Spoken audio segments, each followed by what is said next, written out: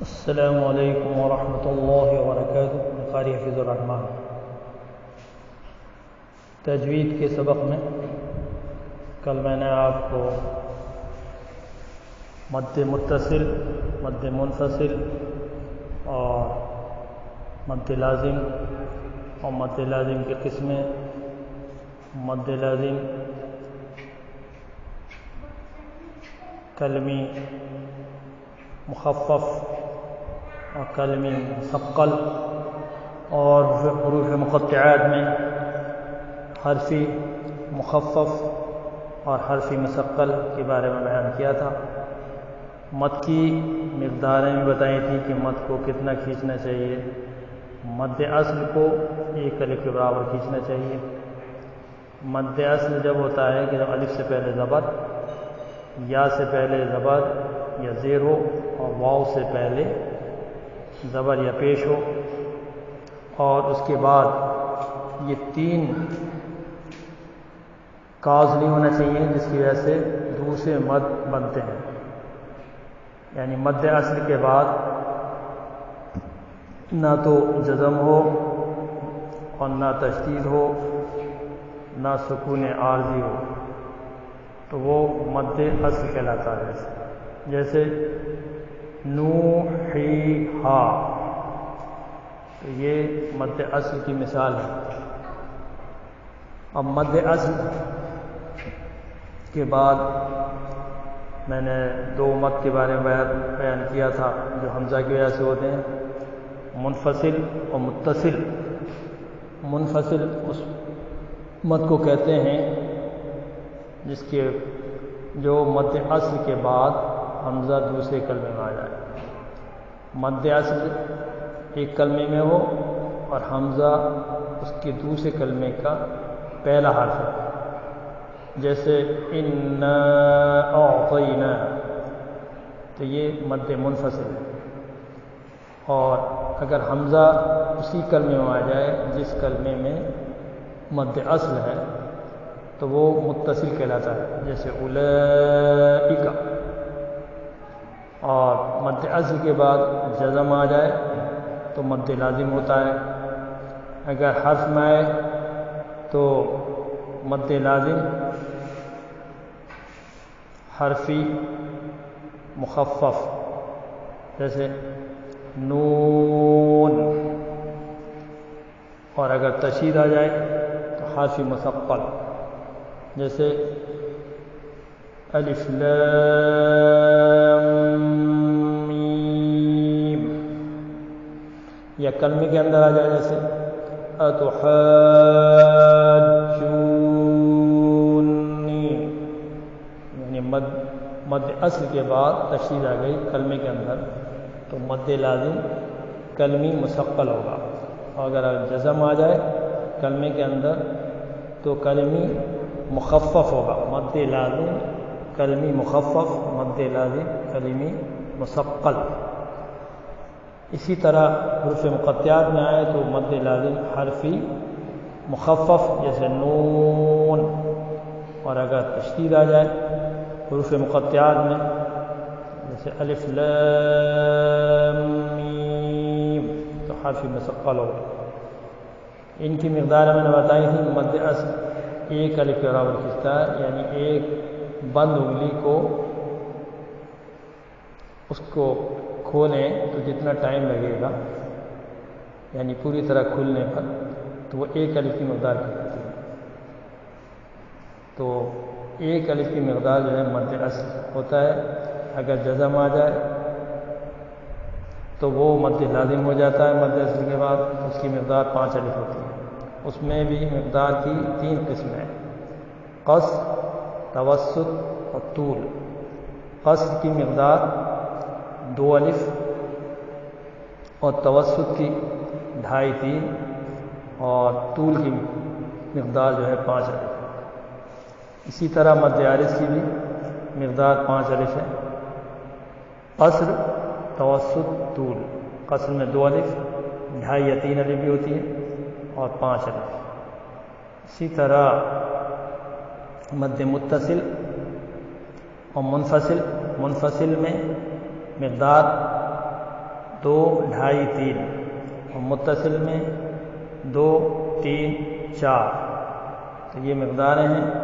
جس طرح سے اگر ہمیں جس طرح سے تلاوت کرنی ہے اسی طرح سے ان کو اپلائی کرنا پڑتا ہے. جیسے اگر ہم مجالسی قرات میں قرات کر رہے ہیں، کسی مجلس میں قرات کر رہے ہیں، تو اس کی مقدار جو ہے طول ہوگی، یعنی اس میں طول مد میں طول کریں گے. جیسے الف لام میم، یعنی 5 الف.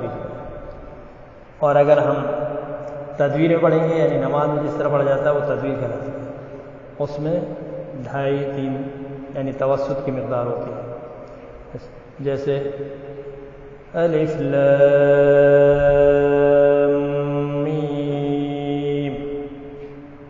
اور اگر قصر کریں گے یعنی حد پڑھیں گے تو 2 الف، الف لام میم.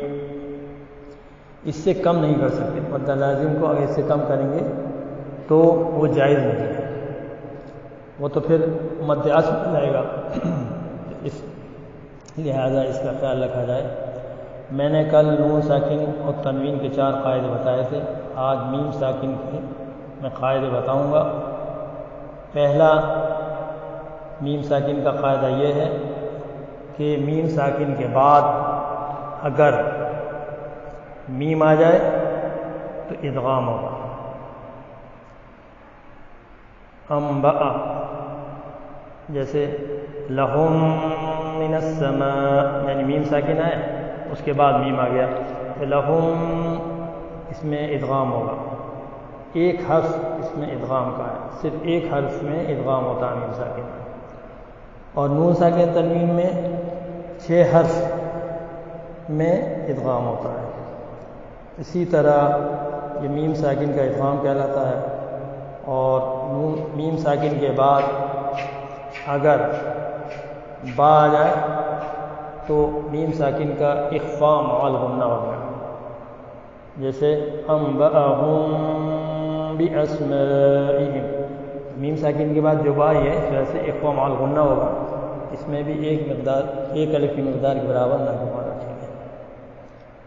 اور اخفاء مع الغنہ یعنی ایک حرف اخفاء مع الغنہ کا ہے میم ساکن میں، اور ایک حرف ادغام کا ہے یعنی میم.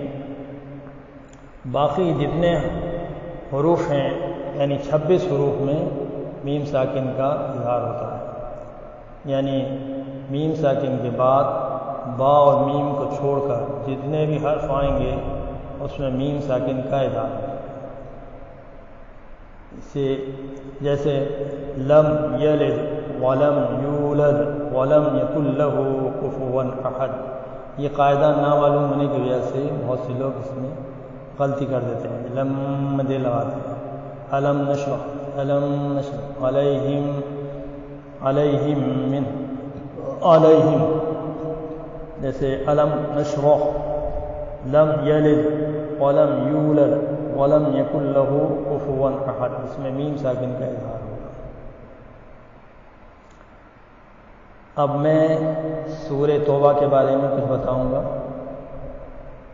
جو 10ویں پارے کے پارے سے شروع ہوتی ہے،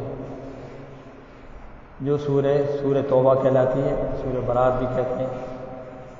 اس کو اگر ہم اس پر بسم اللہ نہیں لکھی، اس کا حکم یہ ہے کہ اگر کوئی اوپر سے پڑھتا چلا جاتا ہے، یعنی سورہ انفال سے پڑھتا چلا آ رہا ہے تو اس پر پہنچ کر بسم اللہ نہ پڑھے، ویسے ہی شروع کر دیں.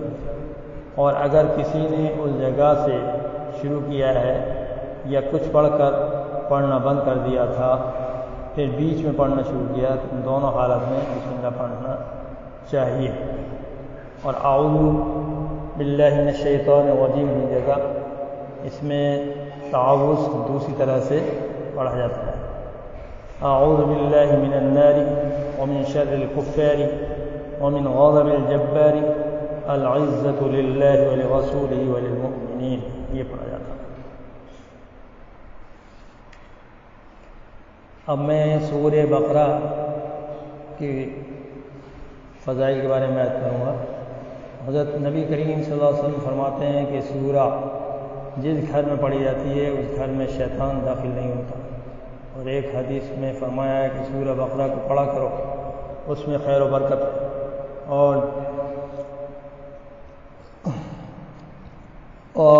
جس گھر میں پڑھی جاتی ہے اس میں آصف، جذام اور برس کی بیماری بھی نہیں آتی ہے۔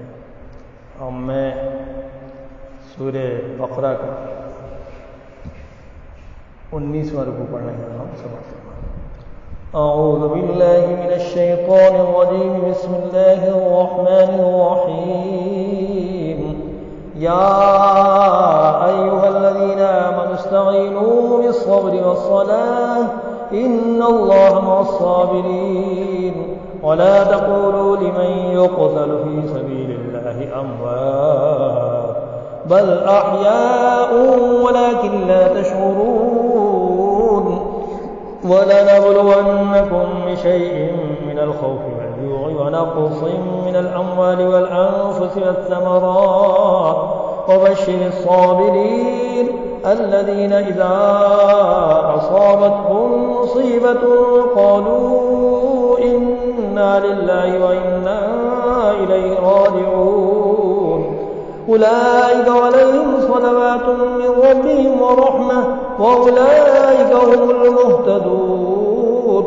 إن الصفا والمروة من شعائر الله ومن حج البيت أو اعتمر فلا جناح عليه أن يطوف بهما ومن تطوع خيرا فإن الله شاكر عليم إن الذين يكتمون ما أنزلنا من البينات والهدى من بعد ما بيناه للناس في الكتاب أولئك يلعنهم الله ويلعنهم اللاعنون إلا الذين تابوا وأصلحوا وبينوا فأولئك أتوب عليهم وأنا التواب الرحيم إن الذين كفروا وماتوا وهم كفار أولئك عليهم لعنة الله والملائكة والناس أجمعين خالدين فيها لا يخفف عنهم العذاب ولا هم ينظرون وإلهكم إله واحد لا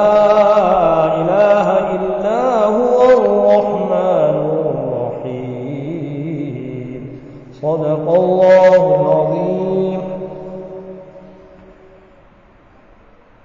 پناہ مانگتا ہوں اللہ کے شیطان مردود سے۔ شروع کرتا ہوں اللہ کے نام سے جو نہایت مہربان اور نہایت رحم والا ہے۔ اے ایمان والو، صبر اور نماز سے سہارا حاصل کرو، بلا شبہ حق تعالی صبر کرنے والوں کے ساتھ رہتے ہیں، اور نماز پڑھنے والوں کے ساتھ تو بدرجہ اولا۔ جو لوگ اللہ کی راہ میں قتل کیے جاتے ہیں ان کی نسبت یوں بھی مت کہو کہ وہ معمولی مردوں کی طرح مردہ ہیں، بلکہ وہ تو ایک ممتاز حیات کے ساتھ زندہ ہے، لیکن تم ان حواس سے اس حیات کا ادراک نہیں کر سکتے۔ اور دیکھو ہم تمہارا امتحان کریں گے کسی قدر خوف سے اور فاقے سے، مال اور جان اور پھلوں کی کمی سے، اور آپ ایسے صابرین کو بشارت سنا دیجیے جن کی عادت ہے کہ ان پر جب کوئی مصیبت پڑتی ہے تو وہ کہتے ہیں ہم تو مال و اولاد حقیقتاً اللہ تعالیٰ ہی کے ملک ہیں، اور ہم سب دنیا سے اللہ تعالیٰ کے پاس جانے والے ہیں۔ ان لوگوں کو پورا جدا جدا خاص خاص رحمتیں بھی ان کے پروردگار کی طرف سے ہوں گی، اور سب پر بلا اشتراک عام رحمت کی ہوگی۔ اور یہی لوگ ہیں جن کی در حقیقت حال تک رسائی ہو گئی۔ تحقیقاً صفا اور مروہ من جملہ یادگار دین خداوندی ہیں۔ سو جو شخص حج کرے بیت اللہ کا یا اس کا عمرہ کرے اس پر ذرا بھی گناہ نہیں ان دونوں کے درمیان آمد و رفت کرنے میں، جس کا نام صحیح ہے۔ اور جو شخص خوشی سے کوئی امر خیر کرے تو حق تعالیٰ اس کی بڑی قدردانی کرتے ہیں اور اس کی نیت کو خوب جانتے ہیں۔ جو لوگ افوا کرتے ہیں ان مضامین کا جن کو ہم نے نازل کیا ہے، جو کہ اپنی ذات میں واضح ہیں، اور دوسروں کو ہادی ہیں بعد اس کے کہ ہم ان کو کتاب الہی توریت اور انجیل میں عام لوگوں پر ظاہر کر چکے ہیں۔ ایسے لوگوں پر اللہ تعالیٰ کی بھی لعنت فرماتے ہیں، اور دوسرے بہت سے لعنت کرنے والے بھی ان پر لعنت بھیجتے ہیں۔ مگر جو لوگ توبہ کر لیں اور اصلاح کر لیں، ان مضامین کو ظاہر کر دیں، تو ایسے لوگوں پر میں متوجہ ہو جاتا ہوں، اور میری تو بکثرت عادت ہے توبہ قبول کر لینا اور مہربانی فرمانا۔ البتہ جو لوگ ان میں سے اسلام نہ لائیں اور اسی حالت غیر اسلام پر مر جائیں، تو ایسے لوگوں پر وہ لعنت مذکورہ اللہ تعالیٰ کی، فرشتوں کی اور آدمیوں کی بھی سب کی ایسے طور پر برسا کرے گی کہ وہ ہمیشہ ہمیشہ اسی لعنت میں رہیں گے، ان سے عذاب ہلکا نہ ہونے پاوے گا، اور نہ داخل ہونے کے قبل ان کو مہلت دی جائے گی۔ اور وہ ایسا معبود ہے جو تم سب کے معبود بننے کا مستحق ہے۔ وہ تو ایک ہی معبود ہے، حقیقی ہے، اور اس کے سوا کوئی عبادت کے لائق نہیں ہے۔ وہی رحمان ہے اور رحیم ہے۔ وآخر دعوانا الحمد للہ۔